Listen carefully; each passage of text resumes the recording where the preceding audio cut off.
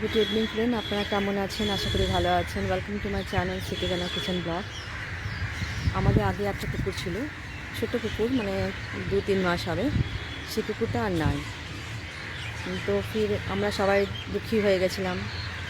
তারপরে আবার আমাদের একটা স্টার, সে মেদিনীপুর থেকে একটা কুকুর এনেছে ওদের গ্রাম থেকে। তো সেই কুকুরটা এখন আমরা হয়েছে আনা হয়েছে, বেশ 3-4 দিন হলো। তো এখানে আছে আমাদের কুকুরটা আমাদের সাথে। আর আও আও আও যে একটা নতুন কুকুর এসছে আমাদের বাড়িতে। ইধার আও, আও ইধার, আও আও আও, ইধার আও।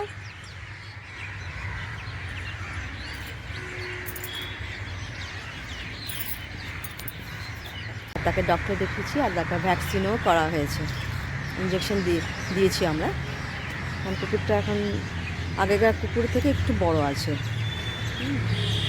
তো বড় আছে। আর যেটা ছোট ছিল সেটা খুবই ভালো ছিল, একদম খুব সুন্দর কথা শুনতো আর ইয়ে করতো। এই কুকুরটা সবসময় ঘুমিয়ে থাকে। তো এখন দেখুন ওখানটায় খেলা করছে, এখন ঢুকে গেছে ওখানটায়।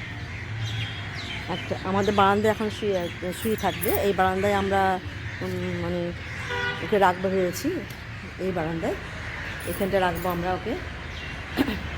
আগেকার আগে যে কুকুর ছিল ছোট্ট মতন, তাকে আমরা সে গ্যারেজ রুমটা ছিল সে আমাদের এখানটায়, এই গ্যারেজ রুমটা আমরা রাখতাম, এই পাশে গ্যারেজ রুমে রাখতাম আমরা, ওই গ্যারেজ রুমটা আছে ওখানে রাখতাম। তারপরে কী করছে, মাঝখানটা যে স্টাফগুলো থাকে ওখানে থাকতো, ওরা কুকুরটা থাকতো। তারপরে হঠাৎ করে দেখছি কুকুরটা দেখা যাচ্ছে না, তখন বুঝতে পারলাম যে কিছু একটা ব্যাপার হয়েছে। কুকুরটা মানে শিয়াল এখানে বেশি থাকে, তো শিয়ালই মানে খেয়ে নিয়েছে।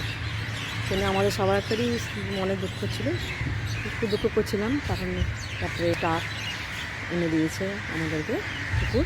ওদেরও দুঃখ লাগছিলো, ওরাও তো সবসময় দেখতো। তো দেখুন এখানটায় সবসময় ঘুরে বেড়াচ্ছে। এখন বিকেল হয়ে গেলে আবার আমরা রাত্রে আবার দেখে নেবো, আমরা কুকুরটা ভিতরে থাকবে রাতে শুধু। আমি ঘুরছি এখানটায়।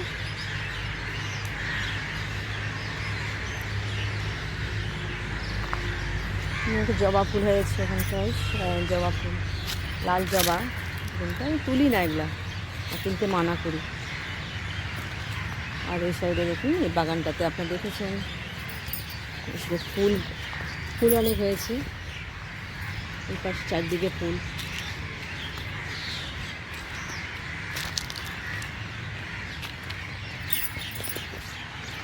এখান থেকে দেখা যাচ্ছে বেশ ফুল একদম।